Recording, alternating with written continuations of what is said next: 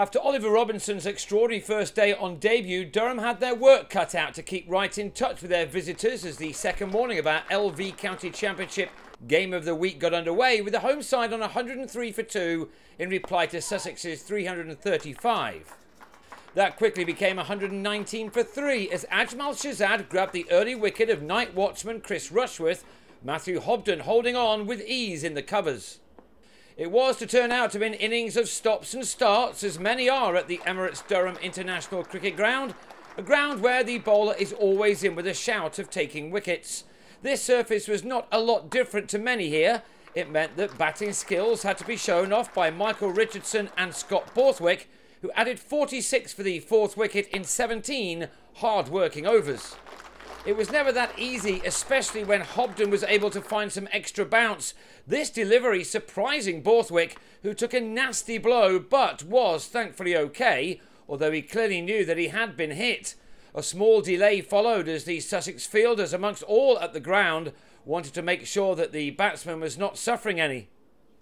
Sussex just kept chipping away. Robinson, who must still have been on cloud 9 after his day one exploits, found the edge of Borthwick's bat for his third wicket of the innings.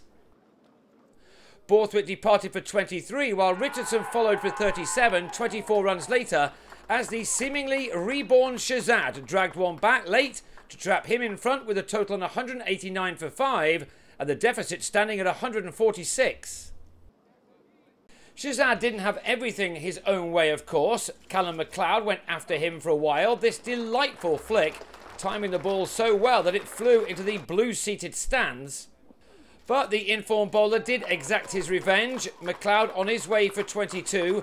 Another batsman to make a start without being able to cash in later. Phil Mustard never had the chance. As to his second ball, he fended a delivery to a thrilled Chris Nash, a wicket which put Sussex, the early front runners in the LV County Championship, in the box seat again. And when a third wicket fell in the space of just 6 balls, Paul Collingwood offering Robinson his fourth wicket in what has thus far been a dream debut for the 21-year-old, the visitors were right on top and looking at a substantial first innings advantage.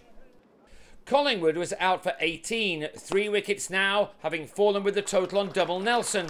At 222 for 8, Durham were a considerable amount of runs behind, and what they needed was for their lower order to show the kind of fight that Robinson and Hobden delivered in abundance on the previous day. And as it turned out, that's just what John Hastings and Usman Arshad did.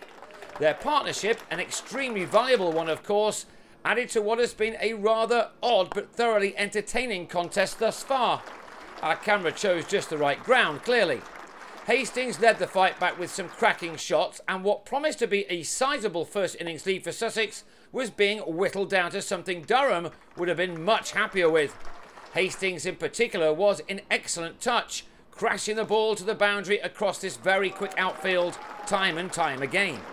He made it to a rare 50, this one coming off 64 balls, that being his 7th 4. The Australian made some useful contributions down the order for his county last season, most notably the 83 he struck against Lancashire. This had to be one of his most important knocks though, as it was keeping his side in this game. The 300 had just been posted too for a third batting bonus point. And Hastings wasn't done just yet. It was a partnership now which was almost matching the record-breaking last wicket one for Sussex on the first day. The top order batsmen may have not been able to do so well, but once again the lower order were making up for it. Together, Hastings and Arshad added 116 for the 9th wicket, only 34 shy of the best for the county made last season by Mustard and Paul Coughlin. It had Durham into the lead too.